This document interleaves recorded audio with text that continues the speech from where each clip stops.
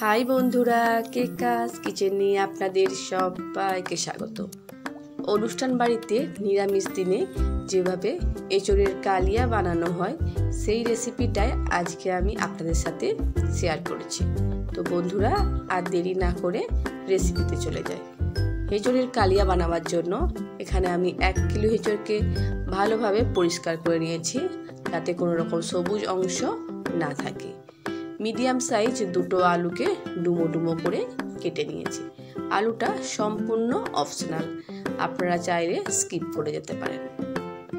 কেটে রাখা এঁচোড়কে 1/2 table spoon লবণ আর হলুদ দিয়ে 5 মিনিটের জন্য সেদ্ধ করে নিচ্ছি। বন্ধুরা, এঁচোড়টা যেহেতু নরম আছে তাই সেদ্ধ হতে খুব বেশিক্ষণ সময় লাগবে না। লবণ আর হলুদ দিয়ে এঁচোড় সেদ্ধ করার ফলে আপনারা দেখতে পাচ্ছেন বন্ধুরা, এঁচোড়ের কালারটা কত সুন্দর এসেছে আর একদম কিন্তু কালো হয়ে যায়নি।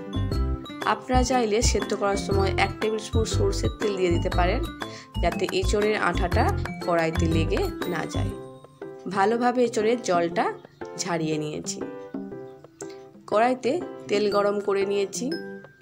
জল ঝরিয়ে রাখা এঁচোড়টা ভেজে নিচ্ছি। এঁচোড় ভাজার আগে খুব ভালোভাবে কিন্তু জলটা ঝরিয়ে নিতে হবে। বন্ধুরা, চেষ্টা করবেন সবসময় এঁচোড়টা একটু কচি নেওয়ার, তাতে কিন্তু স্বাদটা আরও দুর্দান্ত আসে। গ্যাসের ফ্লেম মিডিয়াম রেখেই এঁচোড়টা ভেজে নিচ্ছি। হালকা কালার চেঞ্জ হয়েছে, এরকম অবস্থায় নামিয়ে নেব। খুব বেশি ভাজবো না, সেক্ষেত্রে এঁচোড় কিন্তু শক্ত হয়ে যাবে। এঁচোড় ভাজা হয়ে গিয়েছে, এখন এটাকে অন্য একটা পাত্রে নামিয়ে নিলাম। ওই প্যানেতেই আলুগুলো দিয়ে দিলাম। আমি প্রথমেই জানিয়েছি আলুটা সম্পূর্ণ অপশনাল, আপনারা চাইলে স্কিপ করে যেতে পারেন। অল্প লবণ হলুদ দিলে আলুগুলো গোল্ডেন ব্রাউন করে ভেজে নিচ্ছি। বন্ধুরা, আপনারা যদি আমার চ্যানেল নতুন হয়ে থাকেন আর ভিডিওটা যদি ভালো লেগে থাকে, চ্যানেলটা সাবস্ক্রাইব করবার অনুরোধ রইল। আলুগুলো ভাজা হয়ে গিয়েছে, অন্য পাত্রে নামিয়ে নিয়েছি। এখন একটা মশলা রেডি করে নিচ্ছি। একটা পাত্রে 100 গ্রাম টক দই নিয়েছি। টক দইটা খুব ভালোভাবে ফেটিয়ে নিলাম। এখন একে একে গুঁড়ো মশলা অ্যাড করছি। 1/2 টেবিল স্পুন হলুদ গুঁড়ো, 1/2 টেবিল স্পুন লঙ্কার গুঁড়ো, 1/2 table spoon chaat masala, 1/2 table spoon ধনে গুঁড়ো, 1/2 টেবিল স্পুন জিরে গুঁড়ো। সমস্ত গুঁড়ো মশলা দইয়ের সাথে কিন্তু খুব ভালোভাবে মিশিয়ে নিতে হবে। আর বন্ধুরা, আপনারা যে যেমন ঝাল পছন্দ করেন সেই হিসাবে লঙ্কা গুঁড়োটা কম বেশি করে নেবেন। ভেজে রাখা এঁচোড়গুলো মশলাতে দিয়ে দিলাম। মশলার সাথে এঁচোড় খুব ভালোভাবে মাখিয়ে নিতে হবে। একটু সময় নিয়ে খুব ভালোভাবে মশলার সাথে এঁচোড়টা মাখিয়ে নিচ্ছি। হাতের থেকে চামচ দিয়েই কিন্তু খুব ভালো হচ্ছে, তাই চামচ দিয়েই প্রত্যেকটা এঁচোড় ভালোভাবে মশলা দিয়ে কোট করে নিয়েছি। এখন একটা ঢাকনা চাপা দিয়ে 15 মিনিটের জন্য রেস্টে রেখে দিলাম। যতক্ষণ এটা রেস্টে আছে এঁচোড়ের মশলাটা তৈরি করে নিচ্ছি। যেহেতু অনুষ্ঠান বাড়ির মতো কালিয়া রেসিপিটা আপনাদের সাথে শেয়ার করছি, তাই তেলের পরিমাপটা একটু বেশি দিলাম। একটা তেজপাতা, শুকনো লঙ্কা, 1/2 টেবিল স্পুন গোটা জিরে, 1/2 টেবিল স্পুন চিনি দিলাম। চিনি দেওয়ার ফলে যেমন সুন্দর একটা কালার আসবে আর দইয়ের টক ভাব থাকার জন্য স্বাদটা ব্যালেন্স করবে।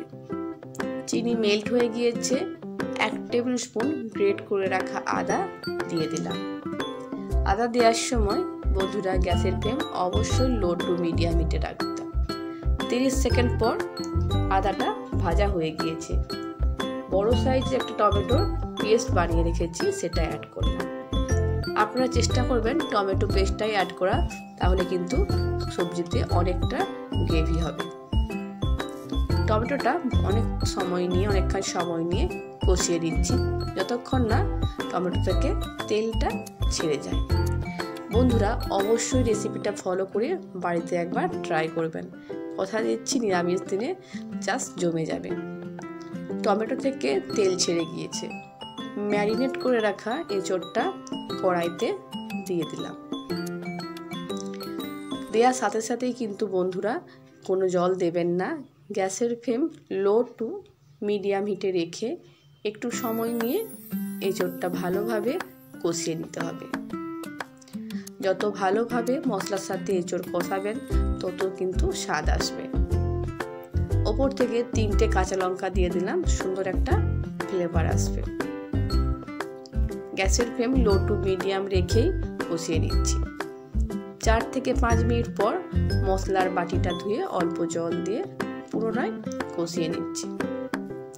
গ্যাসের ফ্লেম কোনোভাবেই হাই করতে যাবেন না, সেক্ষেত্রে মশলা কিন্তু লেগে যাবে।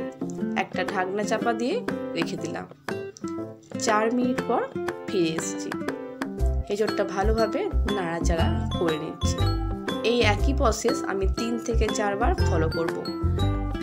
ঢাকনা চাপা দিয়ে রেখে পুরোটা এটাকে কষিয়ে নিচ্ছি।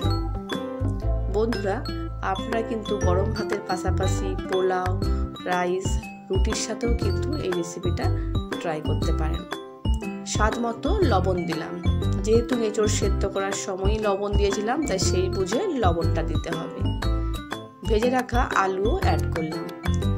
আলু আর এঁচোড় একসাথে আরও 4 থেকে 5 মিনিট কষিয়ে নিচ্ছি। বন্ধুরা, খুবই অল্প সময়ে অল্প মশলাতে কিন্তু অনুষ্ঠান বাড়ির মতো এঁচোড়ের রেসিপি আপনারা অল্প সময় বাড়িতেই বানিয়ে নিতে পারবেন।